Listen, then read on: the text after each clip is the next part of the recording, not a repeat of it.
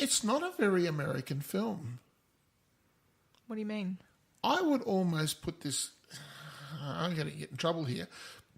But this is almost a British-style film in that there is a lot of undercurrents that are going on in this that you don't normally get. Like usually, it's a very thought-provoking film. Yes, usually American films tend to hit you over the head with it just to make sure that you're staying with the script sort of thing. But this let you watch, if you just wanted to watch it as a buddy film, which it is essentially. It's essentially a buddy film. It's a buddy film, a road trip buddy film. Then you can simply watch it at that, and it's superb at that level. If that's all you want from it. That's right. You could delude yourself and not watch yes. any of the other stuff, but surely you'd miss out on so much. There was the whole man caught between two cultures. What I saw was a huge chasm. He's stuck right in the middle. No, he's not stuck in the middle. He has placed himself there and built walls around himself in order to stay there. He does not want to be part of his own people, and he does not want to be white. No. That's what I mean, though. It's almost like you're up there and you're over there. I can see you looking at me, but absolutely. I don't care. But he has created his own splendid isolation. And I think that this is a stunning film in its breadth and forethought. The music was beautiful. It looked beautiful. It had so much to tell. The actors all did a fabulous job. Favourite scene? Oh, gosh. Had to be the coloured bar, wasn't it? It was a good scene, don't get me wrong, but Yes. I don't think it was my favourite. I love that. I love that section. I just thought, it was just when his character was... And look, It was almost a conversation over the chicken, I think, that made me laugh. That was very good. This is a man who opened up ever so slowly, like a That's what I mean. I love the way that Tony Lip's going, oh, you've never had chicken, and he goes, it's not about being black, it's good chicken. We are in Kentucky, you've got to have the chicken. I'm like, this is all, just the communication between them is just... He just had a sledgehammer and he was just smashing his way through the whole racism thing. You know what I mean? Even the conversation they had about lying and bullshitting, there's parts of this film that make you laugh.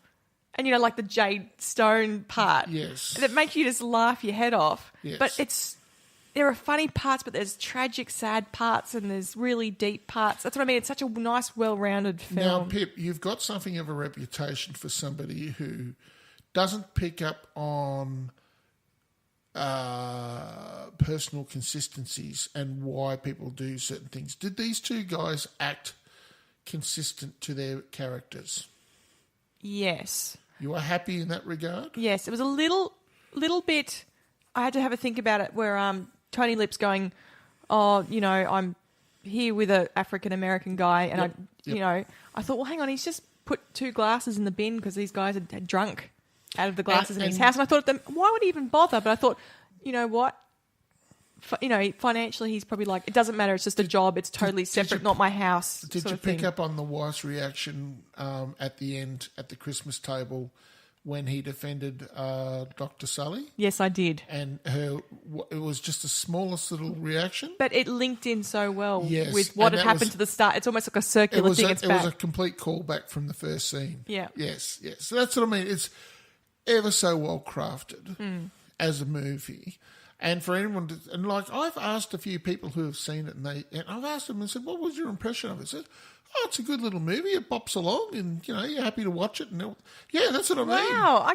I got so much more out of that film. Well, so did I. And I kind of came into it thinking, perhaps it's a lightweight. But no, it is not. Well, it's funny because there hasn't been as many box office sales for this film as other ones that were put up for best film. And I've spoken to other people, and they've all gone and seen A Star Is Born and Bohemian Rhapsody and all that sort of stuff. And not many people have seen Green Book. And I hadn't even looked up what Green Book was about before I went in. I just decided not to. But I actually really enjoyed the film. I just thought it was such a nice, well-rounded, wonderful story, great acting, great music, shot well. Oh, really well done. Would you say that you liked it? You really liked it? You really, really liked it, or you loved it, or Won't that come oh out? my God. Won't that come out in my star rating? Well, yes, it will for you. It will for you, but that doesn't necessarily mean that. Well, that's, you, Paul, did you like it? Did you really like it? Did you really, really like put it? it this way. By the time the credits were closing on the end of this film, I already knew what my star rating was for it. What was your That only happens. What was your star rarely. rating? Am I giving it now? Yep, go on, give it now. Because you're setting this up as the film, and you want to talk about Bohemian Rhapsody, and you want to talk about A Star Is Born. So you've got to. No, okay, all right. Well, look, I need somebody to talk me off a 10. A 10? No, I'm not giving it a 10, but I need somebody to talk me off it. Why? Well, Why do it? First of all, there's no subtitles. No, but I'm asking, why do you need someone to talk you down? If you want to give it a 10, you can. Because I don't think it was as great as something as Lawrence of Arabia. I don't think it was. No, I don't. But then it was a miracle film. I don't think anything really can come up to that level of stupendousness. As for a well-crafted movie, I think it was at least as well-crafted as the other 10 that I gave, which was Lock, Stock and Two Smoking Barrels. I think it was superbly crafted. I thought it was superbly acted. Yes. Like, they both did a stunning job. Nobody, even support actors, were all really good. Can I ask a dumb question? By all means. And I probably should have looked this up beforehand. Yeah. But, I'm probably pronouncing this wrong, and I apologise. Mahershala Ali, who played Dr. Shirley, he got a Best Supporting Actor. He wasn't the lead. No. But that's what I mean. I didn't... Why wasn't he the lead? He was the lead. I thought he was the lead. My question, because this movie won Yeah. Best Academy Award for Best Picture, Best Supporting Actor, Ali, Yeah. Best Screenplay, Best Film Editing, blah, blah, blah, blah. Just talking to the mic. I am. I'm trying to read too. Yeah. But my question is, why is he a supporting actor and not an actor? What makes his role only supporting? I assume both men were lead. Those are two lead roles. It's a buddy film where you got. I know it's not an actor and actress, but that surely doesn't matter. You've got two guys who, without one or the other. Does it come down to as simple arithmetic as much time? Did he have as many lines? I don't know. I don't know if he did. Because I'm going to have to look that up, because I was reading it going, how does he get Best Supporting Actor? Surely both those men were actors in this. Yes, he wasn't in the first 20 minutes of the film or whatever it was. He drew your eye all the time. You were waiting on bated breath every time he even parted his lips to hear what he had to say. The two of them together made a perfect, even pair. It's still recording. So that's what I mean. I don't understand what makes it a Best Supporting Actor. So can you remind me to look that up?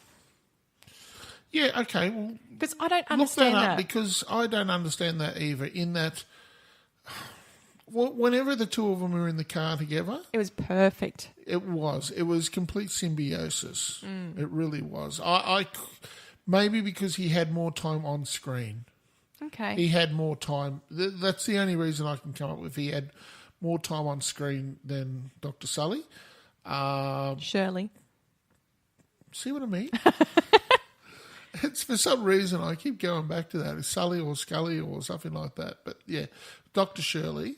But Dr. Shirley, he really was the Anthony Hopkins. He was a black Anthony Hopkins in this. I know, but I still reckon... He just drew your eye and he drew all your attention to what he was saying. I still like the conversation though by both men. I think you couldn't have one without the other. That's what I mean. They're both, to me... That's right. They were totally symbiotic. They did so well. But So are you giving this 10 stars? Well, but I don't want to, but I'm going to anyway. No, look, I'm not. I'm going to give it 9.5. What's a half loss for? Because you don't want it to be as big as an epic Lawrence of Arabia. Well, I don't think it was as big or as epic as Lawrence of Arabia. Thank God. But do you know what? I don't know why I'm not giving it a 10, because there's not a single thought in my mind that this is it. And then why wouldn't you just give it a 10? All right, you know what? You're right. No, you're right. I'll give it a 10. Okay. I'm giving it a 9. Because I don't give anything a 10. No, I know, but That's got to tell you something, though. would you go to 9.5? No, Can I ask why not? because I don't You've give... gone to 9.5 before. With what? You have gone to 9.5 for Lock, Stock and Two Smoking Oh, but that's my Barrels. soft spot. Yes, I know. Maybe in 10 years' time, this will get it to a 9.5. Are you going to watch this again? Not anytime soon, because I've got a very long list of movies to watch and books to read and Yes, things to yes, do. we do, yes. But you know what? It's a movie that I just... everything about it was enjoyable. Would you encourage your friends to watch it? Yes, because like you said, there are people who don't see the deep underlining issues And in they'll it. still enjoy it. And they'll as still just a enjoy good it. buddy. So Yes. depending on what your level is to what you will get out of it. Yes. So there you go. Ah! Fixed. Yeah, you're too quick for me. It's all good. Did you want to redo that? No, it's fine. Who cares? So, Green Book, 10 stars from Paul and 9 stars from me. Paul, did you like Green Book better than Bohemian Rhapsody? No, I love Queen. Yes, we know you love Queen. What did I give it? 9. I think you gave it a 9, if I recall. Well, I'll stand by that, and I'll stand by the 10 that I gave this. Wow. Yep. Well, I think, though I could be wrong, that I gave Bohemian Rhapsody an 8. Well, you gave this a 9. So Yes, and I actually found Green Book, even though I loved Bohemian Rhapsody, But you enjoyed this I more. enjoyed this more. It was like... I thought it was shot, everything about it was just that little bit better. It wasn't pasta, was it? It was good, solid steak and potatoes and peas with gravy. It was a solid, big-ass meal, wasn't it? Bohemian Rhapsody was a great film, but this was just that little... It was better. Satisfying. Yeah, it was satisfying. Yep. In all aspects. I just remembered you were a complete vegetarian. And I thought, that analogy doesn't work. I sort of get it. I see people sort of enjoying themselves when they eat that stuff. So good too. So, well, there you go. Yep. So we think, even though Bohemian Rhapsody was a good film, we both enjoyed it and we loved the music Yep. and the storyline was good. But the first one, it doesn't match up. No, it matches. We think that the Green Book was better than Bohemian Rhapsody. No, but I mean... Do you think... Yes. I'm having a blonde moment. I'm having extra blonde moments. Do you think that... Oh, how long ago was it? Wow. There it is. Oh, back at episode 31. Do you think Rami Malek was... A better actor. a better actor? Because he won Best Actor than either of our boys? You know what? I would say he probably was. And let me He had a larger role. Let me clarify. He had to do something which neither of those guys really had to do. He had to become Freddie a Mercury. very, very famous person that everybody knew, and he did it. Whereas the other two, one was a fictitious character. Not a fictitious character, but he was still not a character that was on the cultural divide. Yep. You know what I mean? But both these people are real people. Yes, but nobody's comparing him. People would just go... They'd go, oh, well, yeah, I'm sure that was very accurate. No, Freddie Mercury That's was... right. Everyone Whereas has seen him in interviews and on stage. We've all made our comments about the teeth. Yes. But so there you go. Actually, yeah, he does deserve that He Best does Actor deserve award. that. He does deserve... Well, he got it, didn't he? He did. And he deserved it. Yeah. Yep. Ah, there you go. You see, you're starting to understand that the way I look at it is because it's so much more difficult when you've got it like... This is a very good example of when you're playing a character. If you're just playing a character or you're playing a character that's not well known, you can put your own little bits into it. But if you're playing somebody that everybody idolises... Knows and loves. You can't do it wrong. That's why I thought that guy who did the job of playing Harrison Ford... playing Han Solo, did a really, really good job. He did a good job. That's why I say that's the hardest job in acting, because everybody's holding you to a very high standard. You must be this, and if you even you go one step one way or the other... They will hate you. They won't say... They will tear flesh from your bones. That's right. Yep. Yes, they will pull your muscles off your bones with hot pincers using an old medieval technique. Well, there you go. Yes. Now, before we get into A Star Is Born, You've ditched the podcast pick of the week for this week. Have you ditched the Paul's